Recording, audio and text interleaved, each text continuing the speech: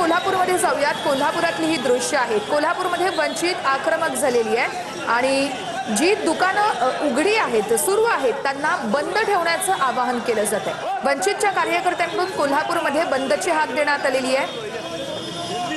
राज्यभरात अनेक ठिकाणी वंचितचे कार्यकर्ते आता बंदला प्रतिसाद देण्यासाठी सर्वांनाच विनंती करत आहेत आणि हे सगळे वंचितचे कार्यकर्ते आपण बघतोय। सकाळच्या सुमारास प्रकाश आंबेडकर यांनी संपूर्ण राज्यभरात बंद पाळण्याचं आवाहन केलं होतं आणि त्याच अनुषंगाने आता राज्यभरात वंचितचे कार्यकर्ते आहेत ते आंदोलन करत बंद पाळण्याचं आवाहन करत आहेत। जी जी दुकानं उघडी आहेत, सुरू आहेत, त्यांना बंद पाळण्याचं आवाहन केलं जाते।